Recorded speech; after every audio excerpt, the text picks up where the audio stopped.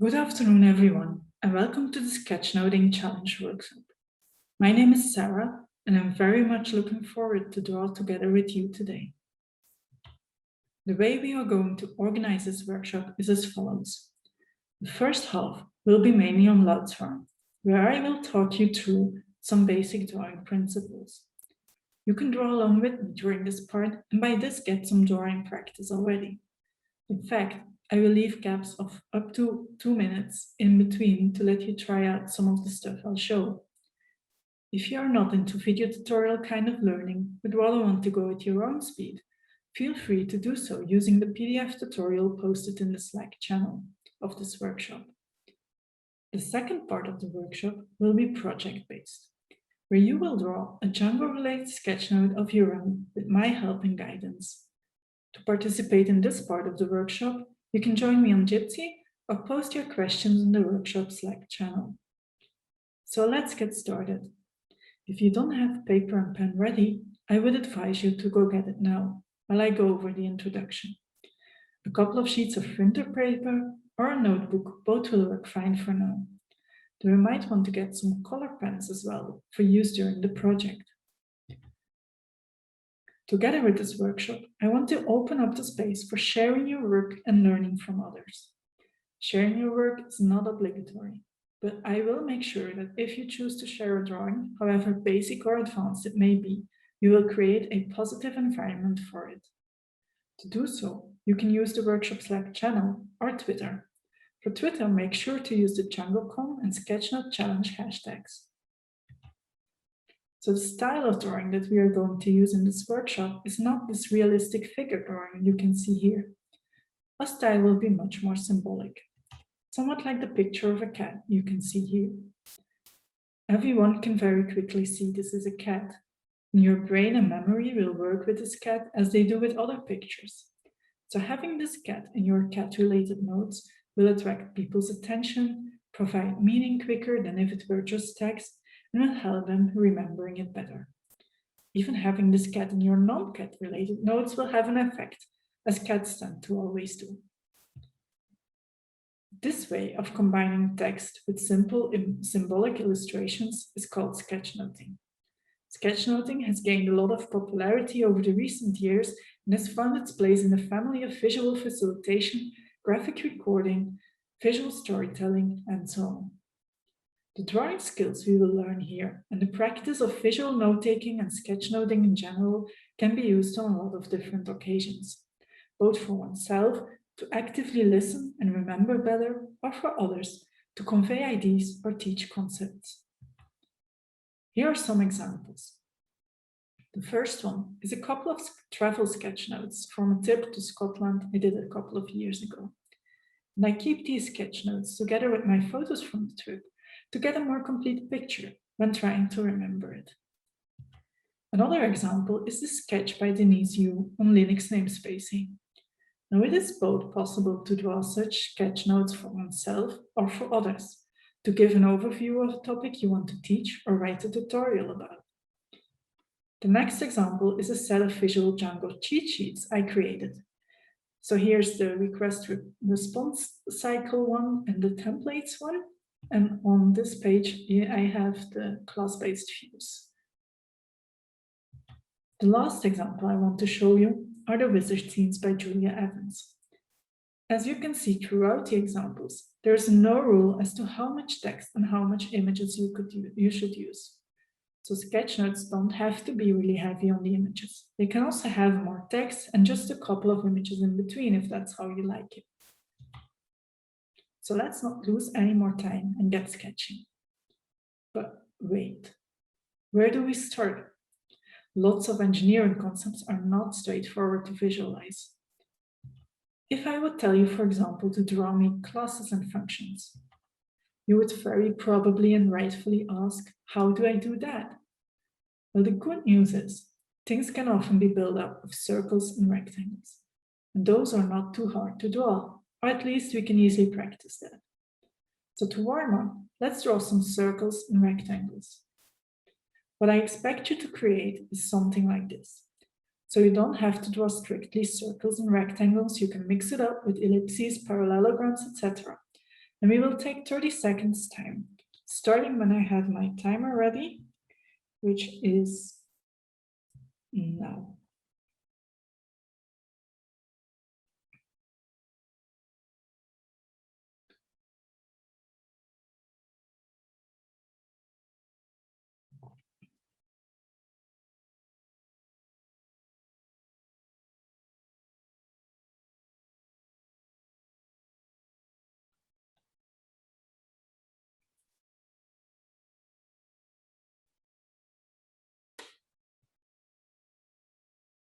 And our first 30 seconds of drawing time are already over. I hope you've warmed up a little bit by this exercise, and we'll continue with the next part. Let's start with an easier example that shows how things can be built up from circles and rectangles. You can draw along with me. We started with the word code, which symbolically is often represented by this combination of characters. Now, as a web developer, this might suit me well, and I can easily draw a screen around this with some rectangles and a circle to end up with a nice illustration of web-related code. But what if you want to represent a different kind of code, a specific language even? Another way I draw code is by drawing a file and writing an extension inside. This is again done with a rectangle with one corner cut off and two more lines over there. Then I simply add the file extension, for example, .py inside. With this, you can now draw different kinds of code. Next, let's draw the verb coding. Programming, implementing something, that's something we can use. For that, we might want to use a laptop. And laptops are very easy to draw with rectangles and deformed rectangles. So here's the laptop from one side. Let me add a symbol right here, as laptops of some brands tend to have. Behind this laptop, you can draw a person with some circular lines to represent someone coding. And here's the laptop from the other side, showing the screen and the keyboard. The screen can now again be used to add a symbolic representation of code, for example, by adding a code file extension.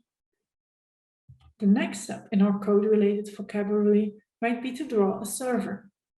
A server also consists of rectangles, as it's just a box of certain dimensions, perhaps with some buttons at the front.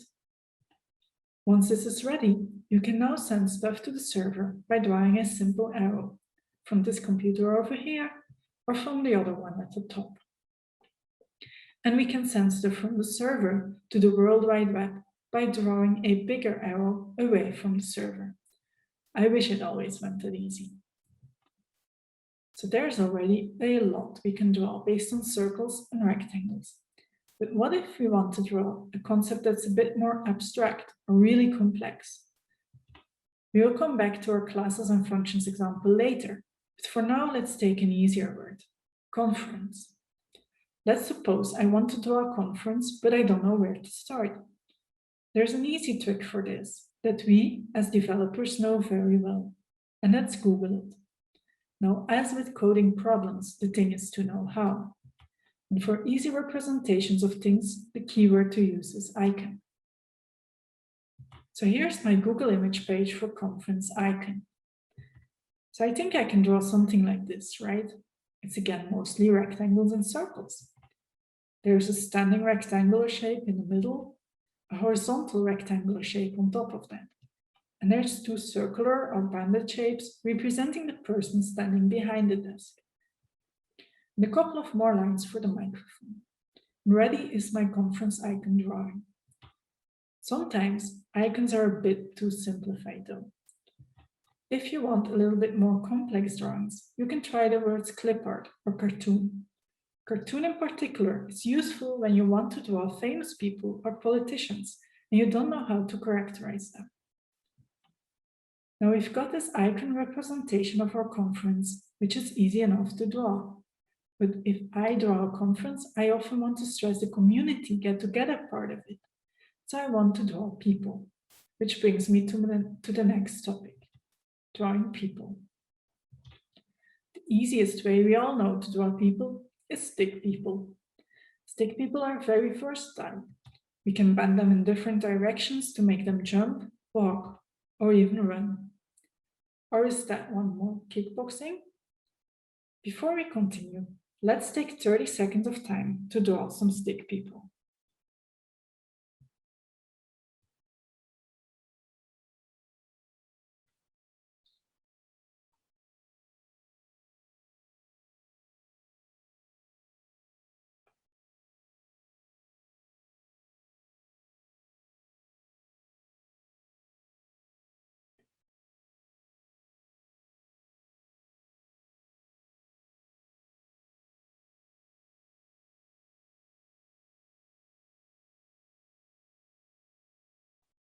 Time's up.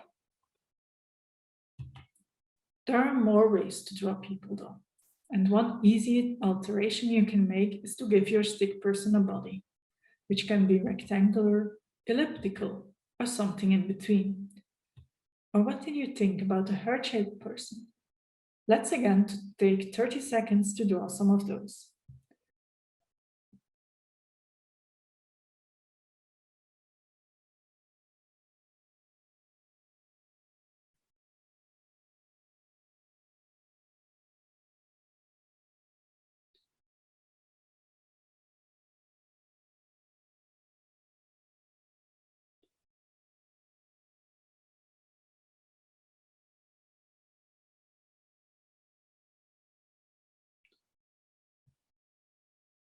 Time's up.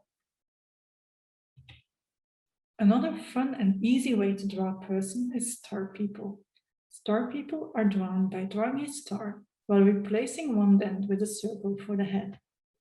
You can again play around with the shape to make a star person run, hold something, or sit down and meditate. Let's take 30 seconds time to draw some star people.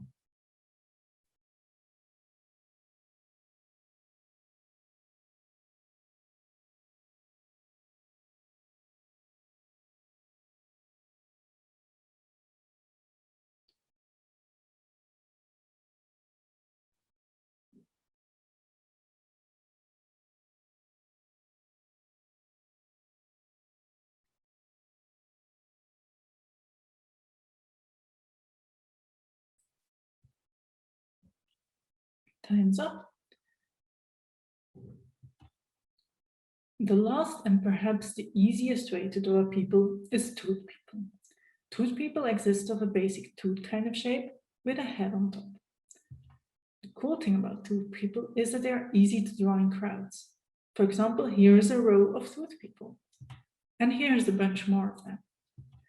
Now, I just have to add some attributes, such as a megaphone and a banner, to make a protest. I will give you again 30 seconds to draw your own crowd of tooth people.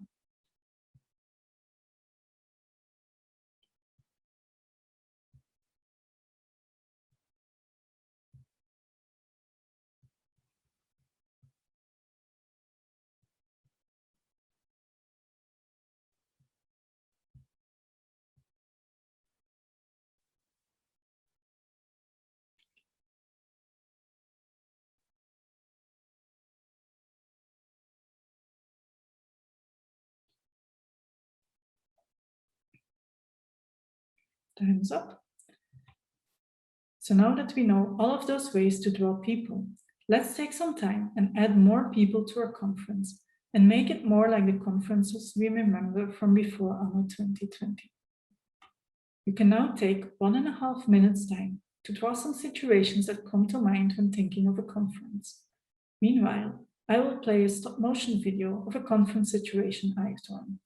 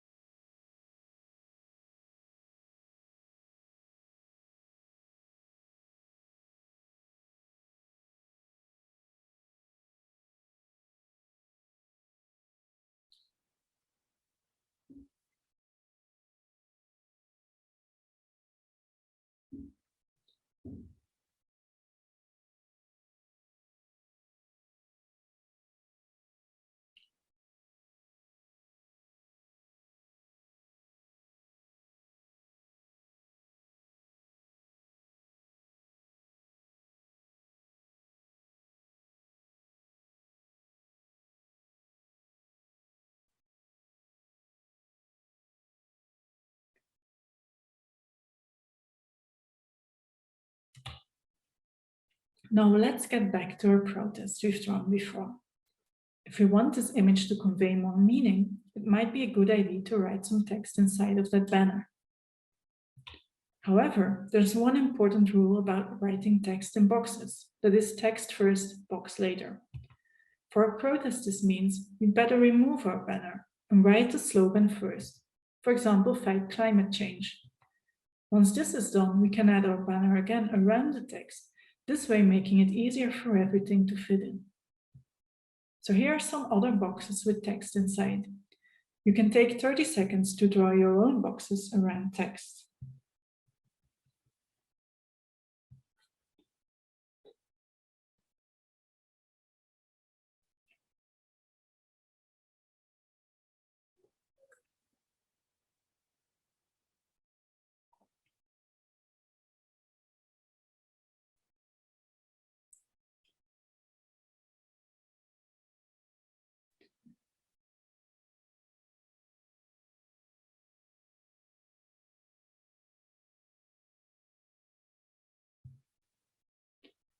Time's up. So now we've drawn things and people, and we've added some text to provide more meaning to our illustration. But we haven't talked about faces and emotions yet. So let's do that now. Everyone can draw a face with 2 eyes, a nose, and a mouth.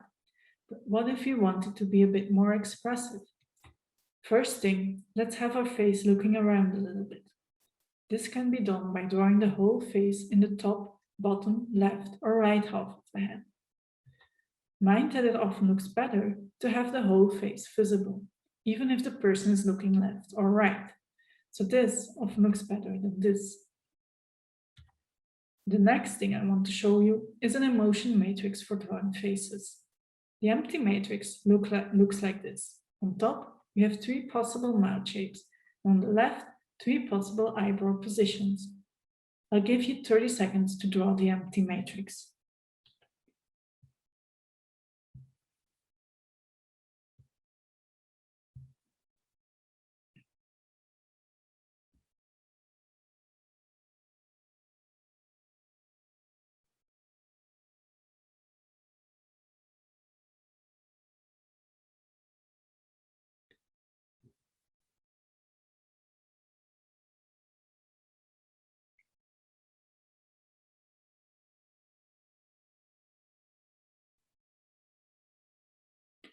Time's up.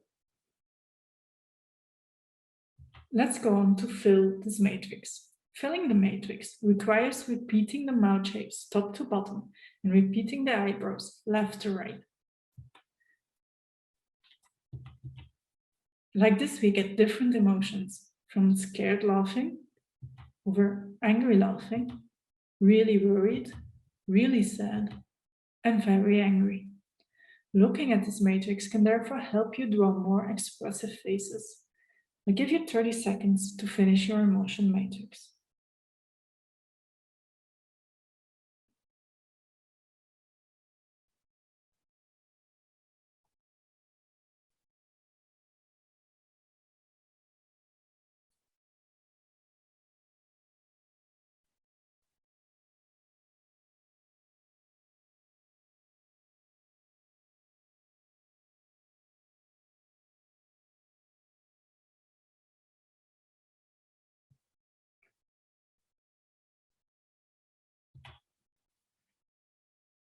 Faces are not limited to humans and animals, by the way. You can add faces to things as well. Here are a couple of examples. What thing would you want to give a face? And which emotion would it express? Let's take 30 seconds to draw a thing with a face.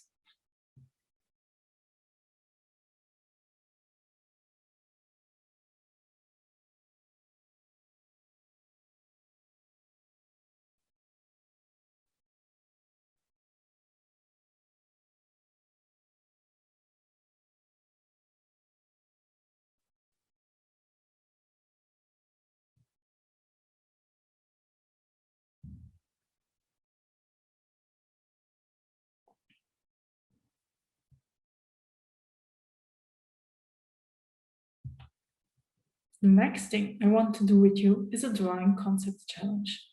We already have the words coding, conference, protest. Let's challenge ourselves and draw some more concepts. Every prompt has a harder, more abstract word on the left and an easier word on the right. The easier word can be used by kids that might be following along or people who are getting a bit tired by now. Also, the challenges get harder as we go. So if at some point you want to switch to the easier prompt, that's completely fine too. After drawing time, I will explain how I've drawn the abstract prompt. It would be really cool if you feel confident to share your images from the challenge in the workshop's Slack channel or on Twitter, so that I and others can see the diversity of possibilities to draw concepts in a short amount of time. If you do so, especially on Twitter, please use the DjancoCon and Sketchnote challenge hashtags so people can find it. Our first challenge is deployment, and the easier prompt is smartphone. So let's take 1 minute time to draw deployment or smartphone, or both if you have time.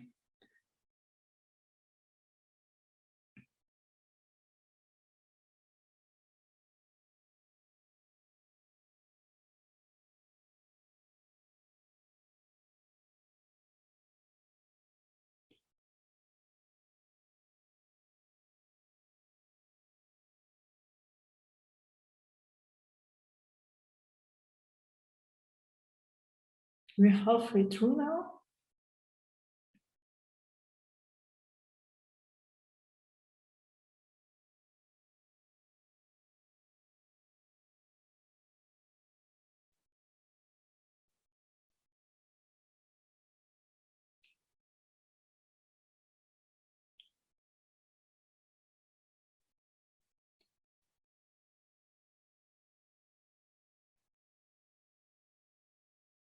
And time's up.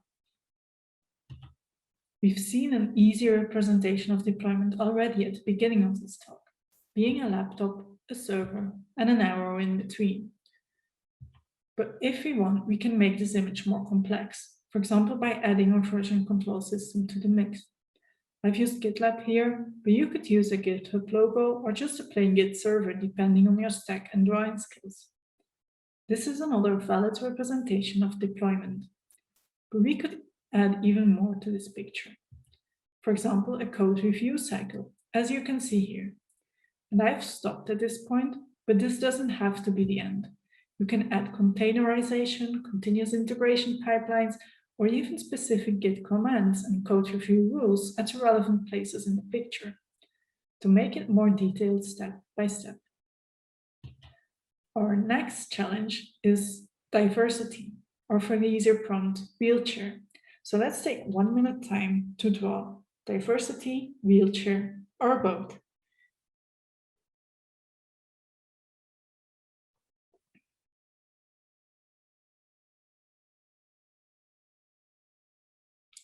At this point, I want to remind you that you can Google the words with icon attached to it to find easy representations of the words if you don't have inspiration from yourself. We're halfway through.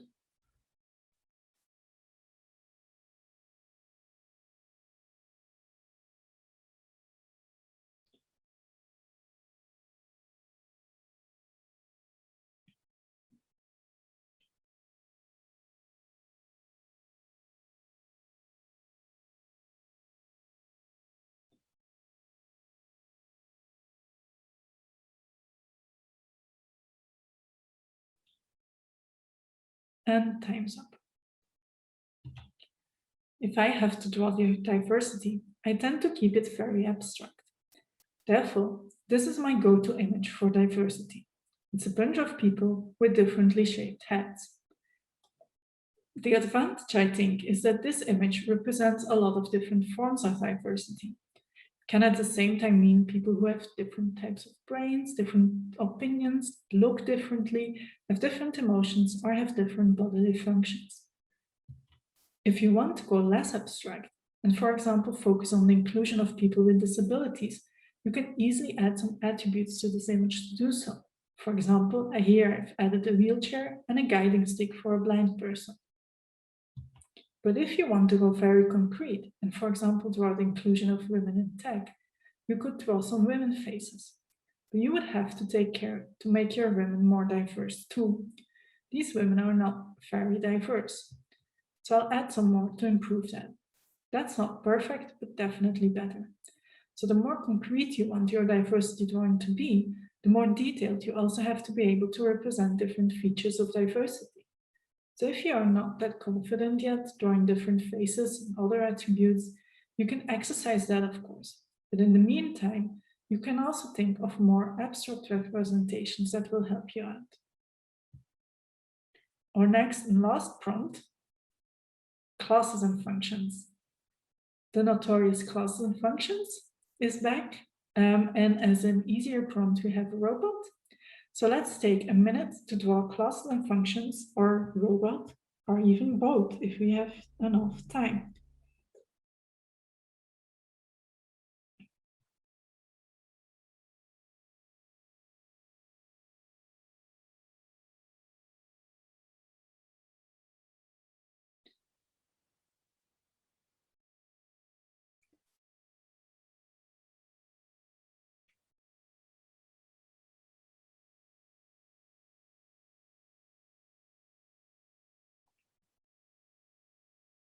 We are halfway through.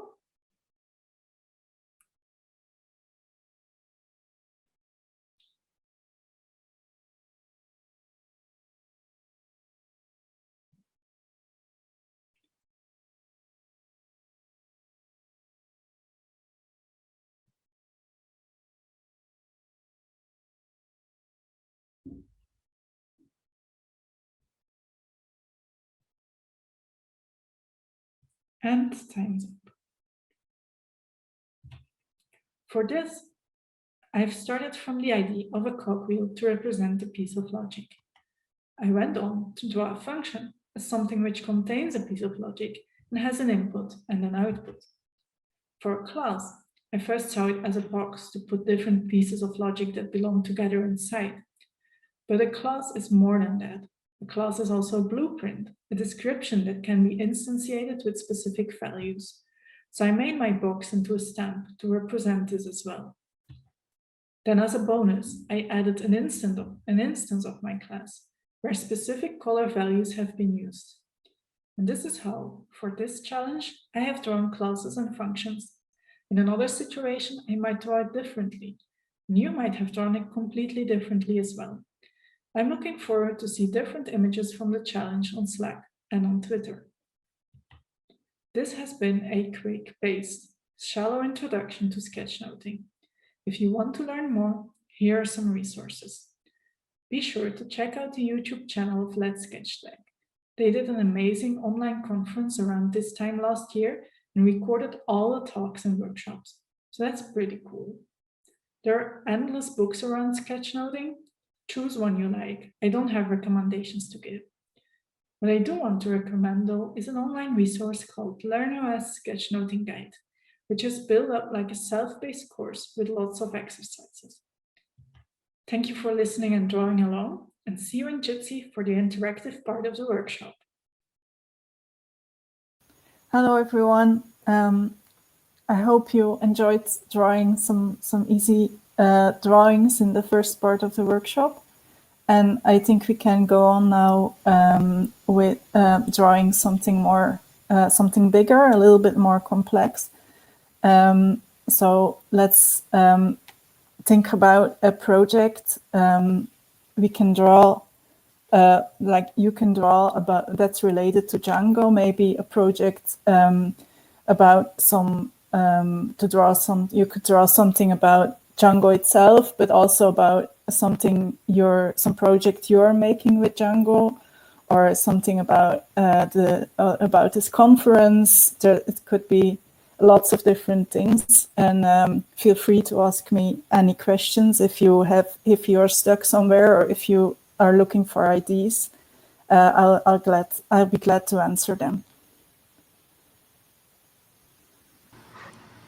This must be super frustrating for you because we're all sitting here drawing. And okay, That's great. That's great. That's great. Well, I'm going to show what I drew so everyone else can follow along or can feel empowered to show something. Okay, that's so great.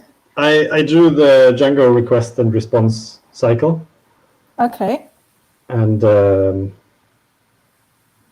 yeah, I mean, this is not the best representation, but it is my representation. And I have a workshop tomorrow, so I might even use this in my workshop. I'm not sure. Okay. I'm not seeing the drawing. Is that all right? Oh, you can't. I'm sorry. I'm holding it up to my camera.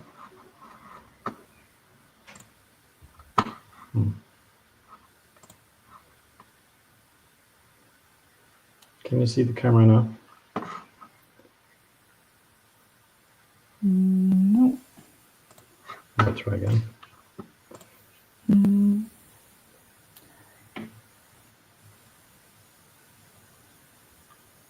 All right, so maybe this isn't working.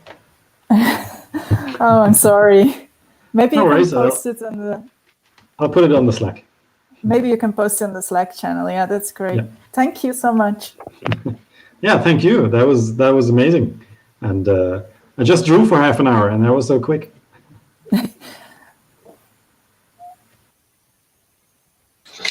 Hi. Hello. At least from what you showed us, I tried something. I'm not sure if it's good or not. I will.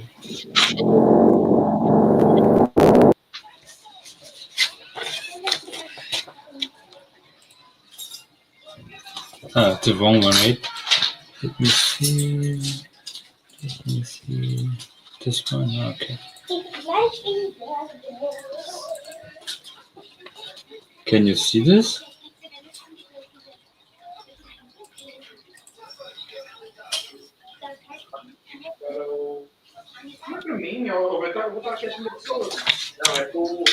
I'm seeing the drawing. Can you see it, Sara?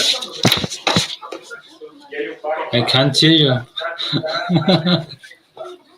I'm sorry. I mute my camera. Yeah, I can see it. What do you think is it about?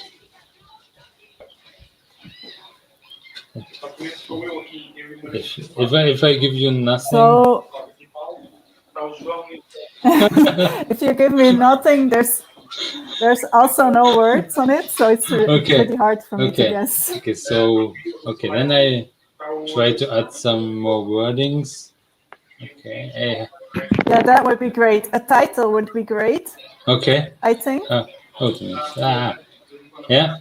Title. Okay. I must say this is sometimes the hardest thing when we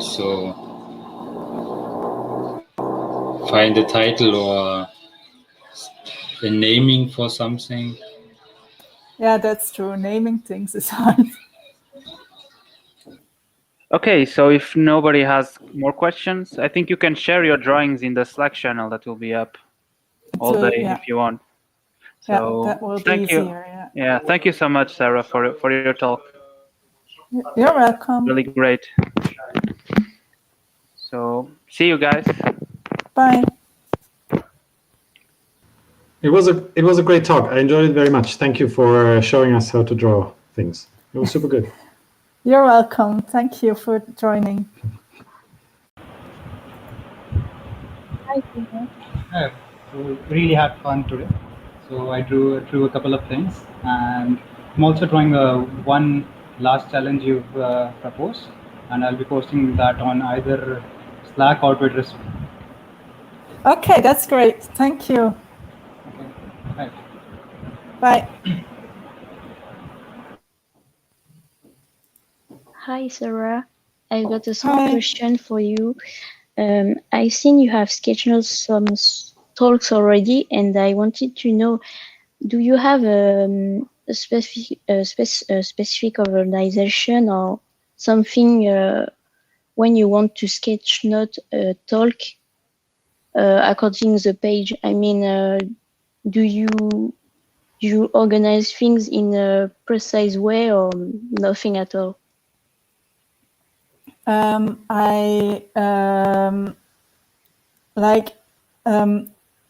For starting a sketch note, I usually start. There's two ways I start. Like there's one when I have the title, and then I just do it like this from top to bottom, left to right, the way we read. And there's another way which is also quite easy, which is you put the title in the middle and then you go somehow around it. For knowing how big or how small to make your drawings, I usually take note of how long the talk is going to last, and I try to keep track. Like if someone is talking like 5 minutes about it or 15 minutes, that's a big difference, and I draw more of this topic. But for the beginning, I think that's not important. You can always take another page if you don't have enough space. But yeah, if you want to have it fit it just on one page, then you have to take a little bit notice of how long is this person talking about this topic, or how important is it to know how big you can draw it. Does that answer your question? Yes. Okay, thank you. Thank you so much. It was amazing. Thank you for following along. Okay, everybody's gone. Bye-bye.